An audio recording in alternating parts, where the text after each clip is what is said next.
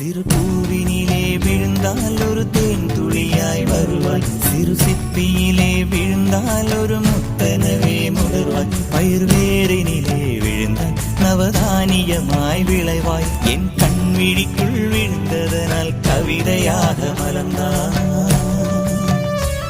அந்த இயற்கை என்னை படைத்தால் ஒரு பெரிய ஷவர் இது, அட இந்த வயது கழிந்த பிறகெங்கு நனைவது, இவள் கண்ணி என்பது இந்த மழை கண்டறிந்து சொல்லியது. சக்கரவாகமோ மழையை அருந்துமா, நான் சக்கரவாக பறவையாவே